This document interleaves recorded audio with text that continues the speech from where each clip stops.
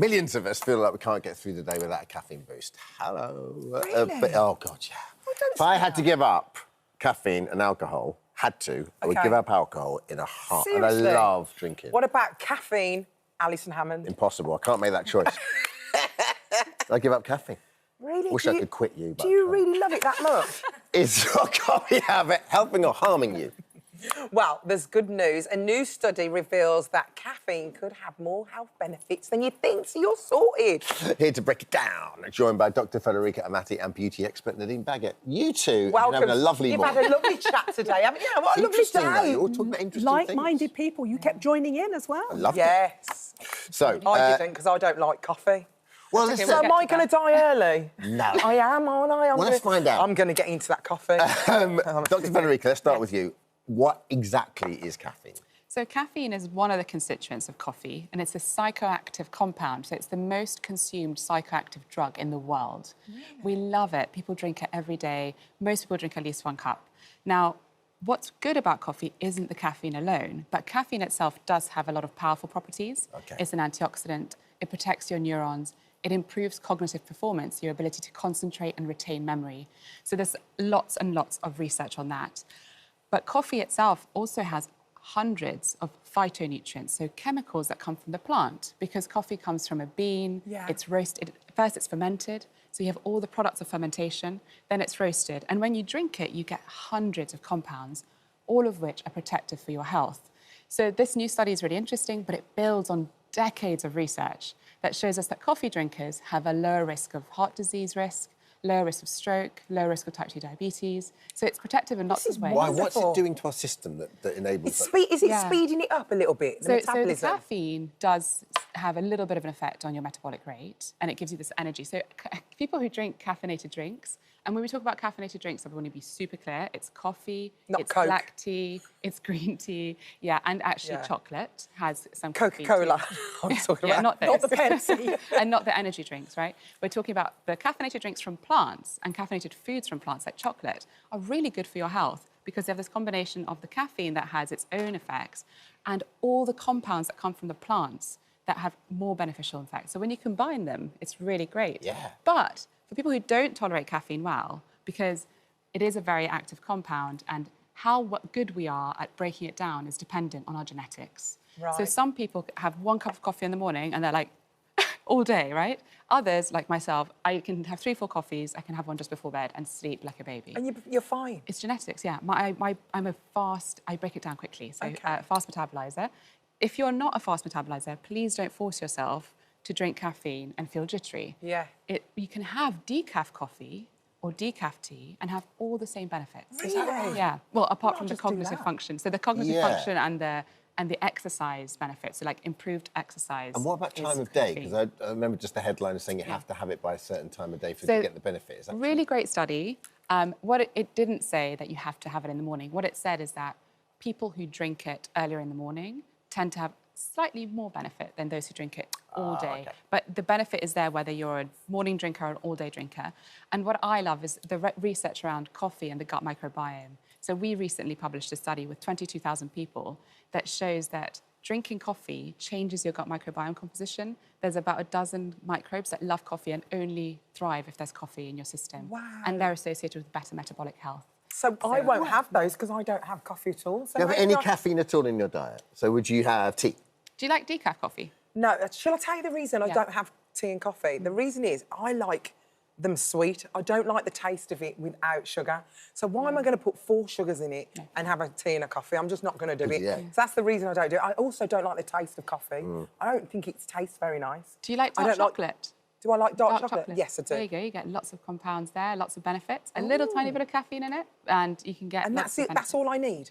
Dark chocolate, yeah. So 3 to 4 squares of dark chocolate. Hello. Good quality. Our language, Alison. Yeah, I'm on board. What's so Good wonderful quality. about some of these studies?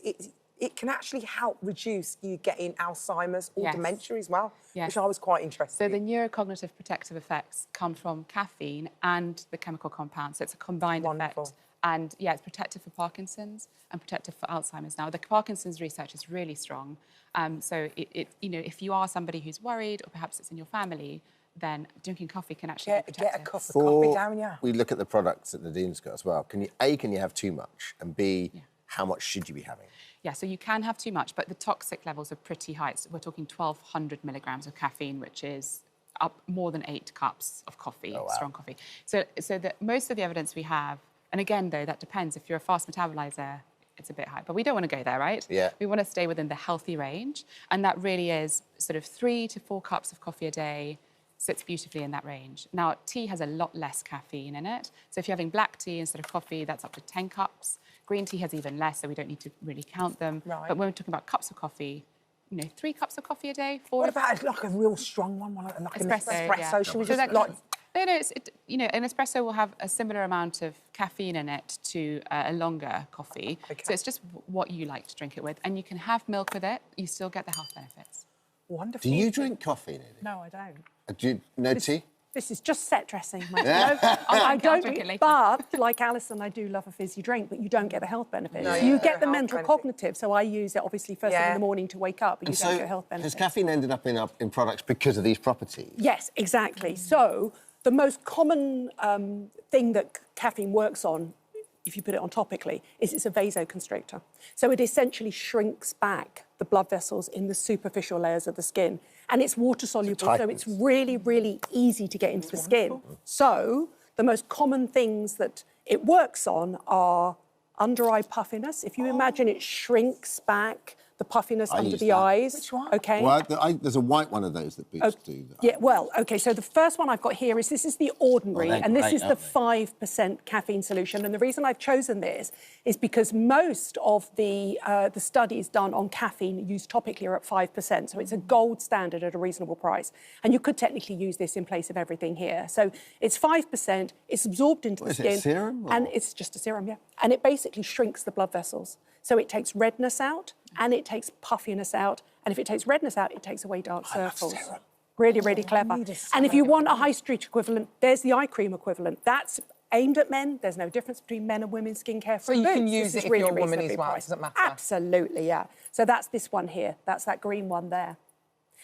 And then if you want to go a little bit more expensive, this is Dr. Idris. She's a brand new American dermatologist that's just launched in the UK. This is the depuffer, but it actually takes redness out of the skin as well. And the reason it costs more is not the caffeine, it's a super cheap ingredient. But actually, if I just lift it up and show you, it's got a little cooling applicator. And it's the applicator, so in the morning, you know, when you're that just for poorly, your you're a eyes, little bit Nadine, puffy. or is that No, for everything? all over your face, anti-redness and anti-puffiness. It's actually got other ingredients as well, but caffeine is one of the main ingredients. lovely. Yes. Should I not be using that in the evening because it's got caffeine in it? No. Or, Because anything you put on your skin does not get absorbed systemically. It's not reaching your blood vessels at a deeper level. It's literally working in the superficial layers of the skin. so it doesn't matter. Don't worry about it. Now, the interesting thing about caffeine in shampoos, though, this is really interesting. The easiest way to get caffeine into the body is via the hair follicle. Because if you think about it, it's a little dip literally in the skin. It tricks it in. You can use caffeine shampoos, and I was so cynical about these. I suffer from female pattern hair loss, so I understand the things that this promises to do. But actually, clinical trials have shown if you leave this on your skin for 2 minutes, Yes. 48 hours after shampooing your hair, the levels of caffeine in the hair follicle are increased. And the studies are really interesting because it does boost the metabolism within the hair follicle. So you More grow blood, again.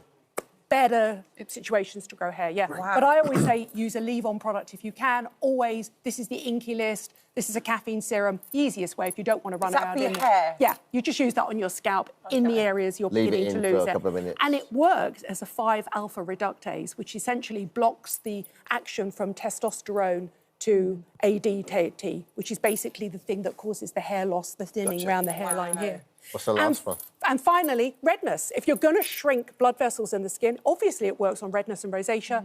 This is Cetaphil. It's a great dermatological-based skincare line, and this is their brand new for redness-prone skin. You guys have absolutely just slayed that item. Now you know what we talk about. You two. Instead of working here, I'm so sorry. Back to your natter. Go. You're yapping. You're yapping away. You deserve every bit of that. Thank you. Thank you That was great. so much. Hi, everyone. Just wanted to say thank you for visiting our This Morning YouTube channel. Now, listen, we upload new content every day, so go ahead and hit that subscribe button so you don't miss out. And we'll see you in the morning.